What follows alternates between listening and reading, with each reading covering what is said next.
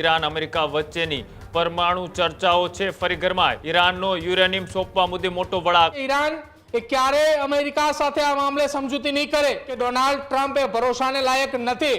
America સાથે દરેક મુદ્દાઓ પર સમજૂતી કરવા માટે આગળ વધીશું, પરંતુ પરમાણુ હથિયાર મામલે અમે હાલ કોઈ સમજૂતી કરી નથી. જ્યારે અમેરિકી સરકાર એ પોતે ટેબલ ઉપર બેસી ચર્ચા કરવા માટે તૈયાર થશે, જ્યારે અંતિમ તબક્કાની વાત હશે, અને આ જ વાતને લઈને ડોનાલ્ડ ટ્રમ્પને જ્યારે સમાચાર મળે છે ત્યારે તેમને તત્કાલ ધોરણે ઈરાનની આસપાસ આવેલા તમામે 9 મુસ્લિમ દેશોના વડાઓની સાથે ટેલિફોનિક વાતચીત કરી છે અને સંકેતો પણ આપી દેવામાં આવ્યા છે.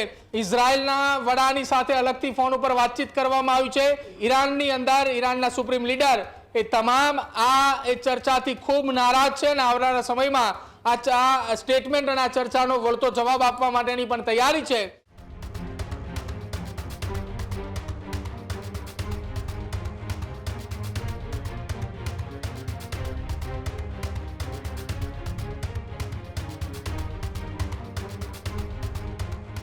મિડલ ઈસ્ટમાં તણાવ પરિસ્થિતિ અને તેની વચ્ચે યુએસ અને ઈરાન વચ્ચે યુદ્ધની સ્થિતિ વચ્ચે મોટા સમાચાર સામે આવી રહ્યા છે. ઈરાન અમેરિકા વચ્ચેની પરમાણુ ચર્ચાઓ છે ફરી ગરમાય.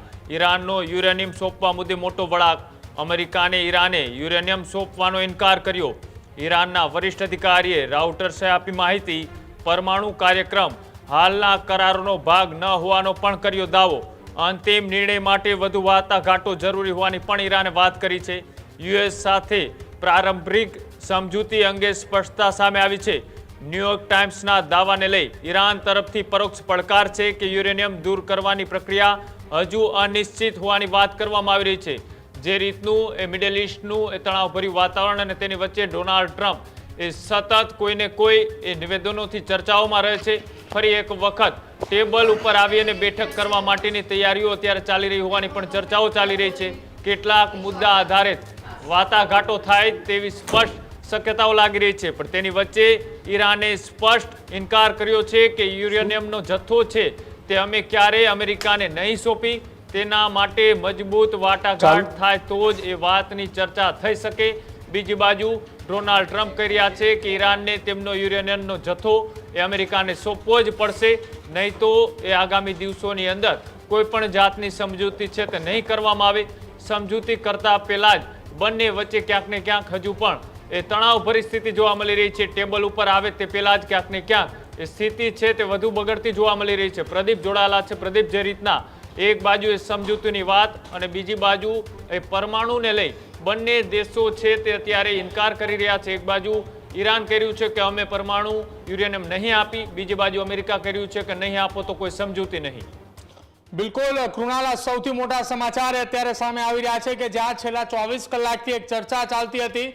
ન્યુયોર્ક ટાઈમ્સના અહેવાલ પ્રમાણે કે અમેરિકા અને ઈરાન વચ્ચે યુદ્ધની સમજૂતી 60 દિવસ સુધી બંને દેશો એકબીજા ઉપર હુમલો નહીં કરે, સ્ટ્રેટ ઓફ હોર્મુઝ સંપૂર્ણ રીતે ખોલવામાં આવશે.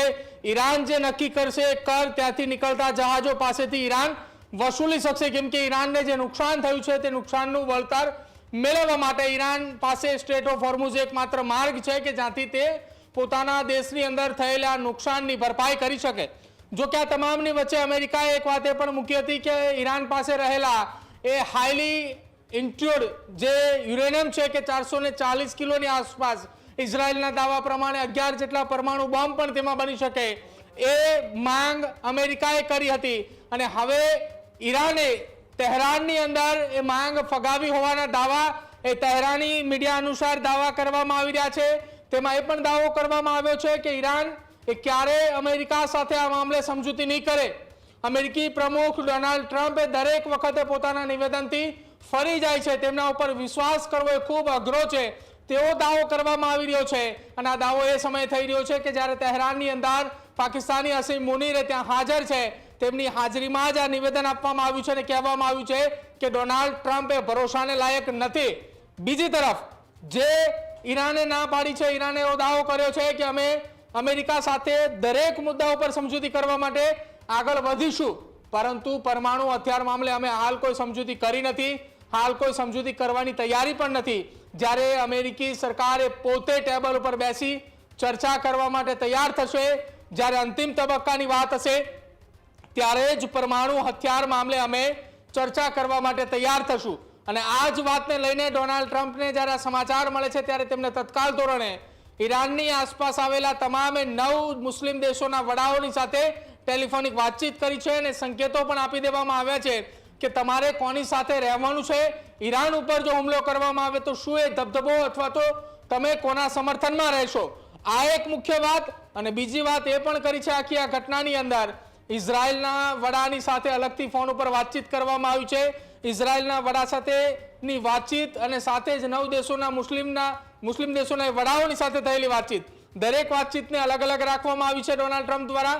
અને એક ચર્ચા આ બધાની વચ્ચે ફરી એકવાર એવી પણ શરૂ થઈ છે કે ડોનાલ્ડ ટ્રમ્પે જે સોશિયલ મીડિયાના માધ્યમથી એક ફોટો પોસ્ટ કર્યો છે કે જેમાં ઈરાનની સાથે તેની આસપાસના 9 મિડલ ઇસ્ટના એ દેશો છે, જેમાં ઈરાનની અંદર જે ફ્લેગ બતાવવામાં આવ્યો છે તે ફ્લેગ યુએસનો બતાવવામાં આવ્યો છે અને કહેવામાં આવ્યું છે કે આ મિડલ ઇસ્ટનું અમેરિકા છે. અને તે બતાવતાની સાથે જ હવે ફરી એકવાર નવો વિવાદ શરૂ થયો છે ને જેના કારણે ઈરાની મીડિયા અને ઈરાનની અંદર ઈરાનના વડા સહિત ઈરાનની અંદર ઈરાનના સુપ્રીમ લીડર એ તમામ આ ચર્ચાથી ખૂબ નારાજ છે અને આવનારા સમયમાં આ સ્ટેટમેન્ટ અને આ ચર્ચાનો વળતો જવાબ આપવા માટેની પણ તૈયારી છે.